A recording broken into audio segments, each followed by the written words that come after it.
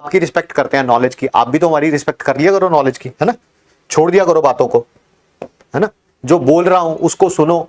मुझे कुछ चीजें बहुत ऑड लगती हैं, मुझे कुछ चीजें बहुत ऑड लगती हैं। आपको कोई चीज समझ ना आए, मैं मानता हूं, मैं भी इंसान हूं, हो सकता है मुझे कोई चीज समझ ना आए। We all are humans, you can commit a mistake, I can commit a mistake.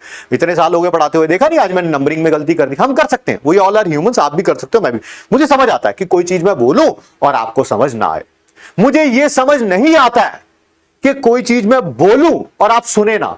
सुनना और समझना दोनों अलग अलग बातें होती हैं। सुनना और समझना दोनों अलग अलग बातें होती हैं। सुनने का मतलब होता है पहला प्रोसेस, सुनो पहले, ठीक है। समझ आए ना आए अलग बात है।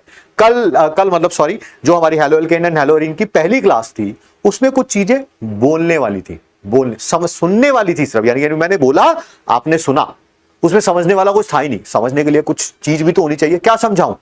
समझाने के लिए कोई चीज भी तो होनी चाहिए। कुछ चीजें समझने वाली थी, कुछ चीजें सुनने वाली थी। बहुत सारे डाउट सेक्शन में सुनने वाली चीजों पे क्वेश्चन पूछे हुए, सुनने वाली। मैंने बोला था कि हेलो एरीन का मतलब हेलो बेंजीन है, मुझसे डाउट में पूछा जा रहा है क्या हेलो एरीन का मतलब हेलो बेंजीन होता है? कमाल है यार, ये तो सुनने वाली बात थी, समझने वाली तो थी नहीं। समझने वाली होती मैं कहता कोई बात समझ नहीं आई। हो सकता कोई क्लास में अभी बच्चा हो जिसको कायरल कार्बन समझ ना आया हो, क्योंकि वो समझने वाला था बट कुछ चीजें सुनने वाली होती है, ठीक है। तो प्लीज सुने जरूर, ठीक है।